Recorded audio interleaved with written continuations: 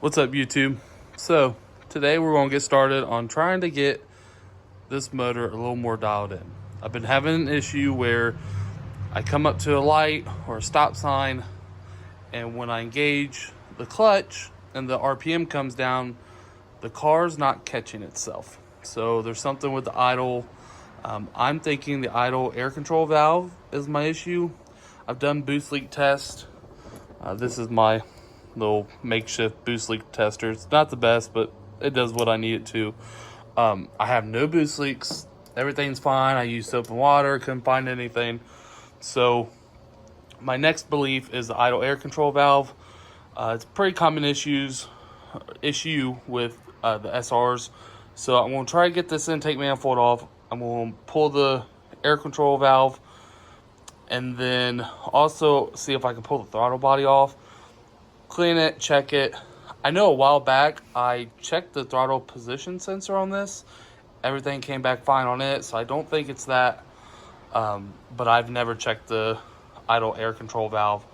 So, and it's kind of hard to get to. The whole intake will have to come off, which not too fond of. But it is sitting like where that little black screw is there. That is the idle air control valve. As you can see, it's kind of crusty and dusty. So that leads me to believe it's probably the original one, and it could be the source of our issue. So I'm gonna go ahead, start popping off lines and stuff, and see if I can get this straightened out. All right, so some of the things we're gonna want for this job, I have my ratchet, my sockets, extension. I'm gonna use my impact gun just to zap them off once I break them loose. Plenty of lighting. I always like having everything where I can see it crystal clear. Paper towels, because when we pull off the fuel lines, they're going to make a little bit of a mess. And then a flathead screwdriver for some of the hose clamps. I also need to go over here to the toolbox and grab a pair of cutters because there's some zip ties to take care of.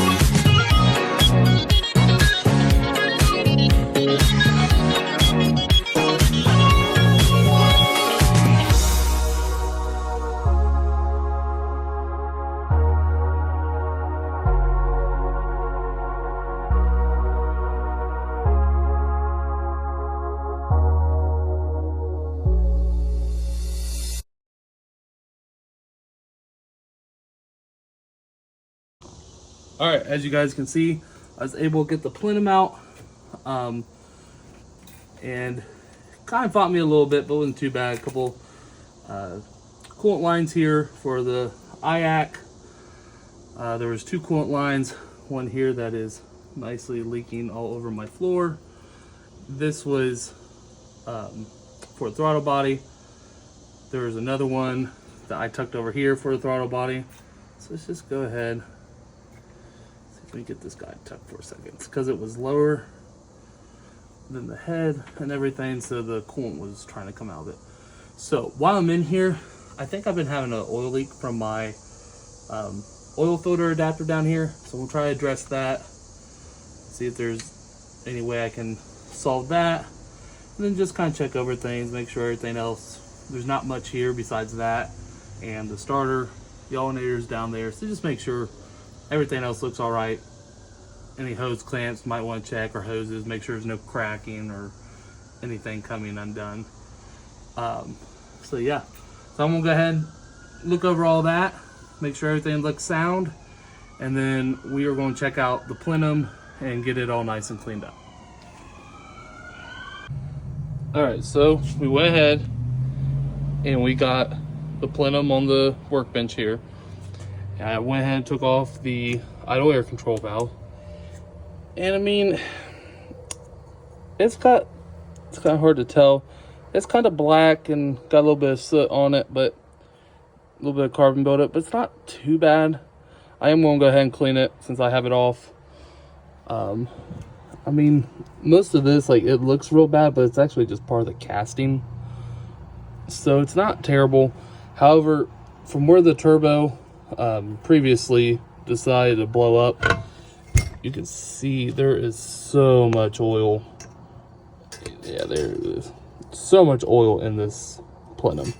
So I'm gonna see if I can spray some of that out and get a lot of that out of there, because yeah, it is just caked inside this plenum.